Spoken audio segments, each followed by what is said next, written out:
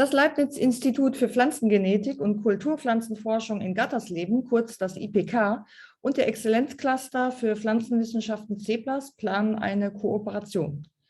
Ich werde dem geschäftsführenden Direktor des IPK, Professor Andreas Graner, und dem Sprecher von CEPLAS, Professor Andreas Weber, einige Fragen zur Kooperation stellen.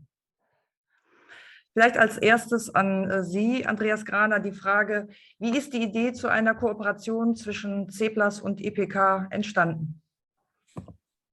Das CEPLAS-Cluster hat sich im Rahmen der Exzellenzinitiative ja mit großem Erfolg als feste Größe in der nationalen und internationalen Pflanzenforschung etabliert.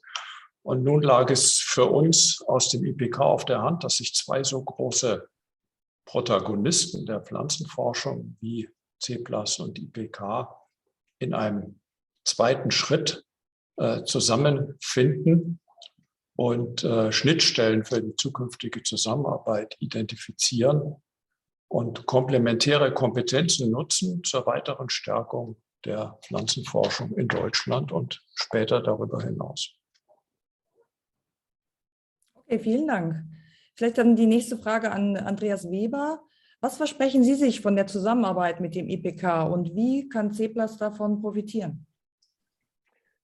Ich verspreche mir von dieser Zusammenarbeit, dass wir pflanzenwissenschaftliche Fragestellungen, wie zum Beispiel der Zusammenhang zwischen physiologischen Prozessen und der Ertragsbildung oder der Eigenschaften des Bodens, des Mikrobioms des Bodens und der Leistungsfähigkeit der Pflanze sehr viel tiefergehend und sehr viel umfangreicher beantworten können in gemeinsamer Forschung. Und ich erhoffe mir davon, dass wir auch stärker in Richtung der Situation in der wirklichen natürlichen Umwelt, in Reallaboren gehen können.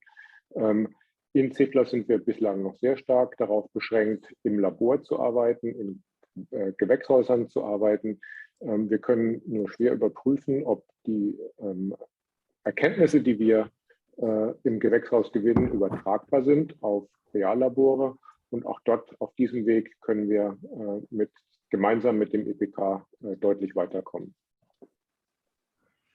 Okay, dann vielleicht direkt im Gegenzug, Andreas Graner, die Frage: Was bringt das IPK in diese Kooperation mit ein und welche Erwartungen verknüpfen Sie persönlich, aber auch als Institut mit der geplanten Zusammenarbeit?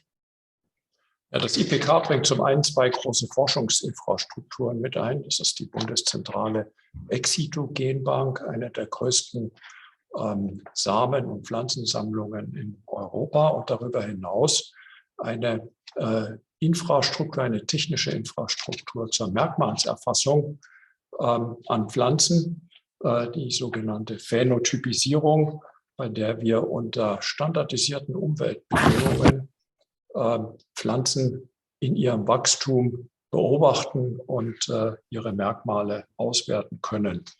Auf disziplinärer Ebene bringen wir unsere Erfahrung und Expertise in den Bereichen Genomforschung und molekulare Pflanzenphysiologie mit ein. Meine Hoffnung und unsere Hoffnung ist, dass die zukünftigen Arbeiten am IPK natürlich direkt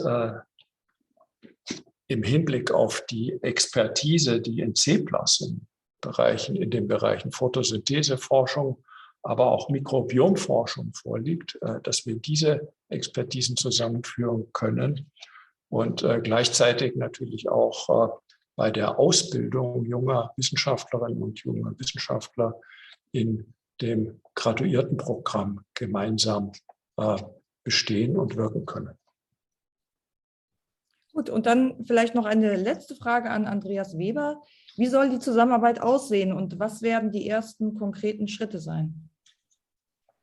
Ich denke, die ersten konkreten Schritte werden sich auf Projekte beziehen, die wir gemeinsam entwickeln und die wir auch gemeinsam aus eigenen Ressourcen finanzieren, einfach um zu zeigen, dass wir wirklich gemeinsam von Forschung profitieren können, dass wir komplementär sind und dass wir gemeinsam mehr erreichen können als jeweils in den einzelnen Institutionen. Vielen Dank an Sie beide für dieses Interview. Wir sind schon sehr gespannt auf die kommende Kooperation zwischen IPK und CEPLAS.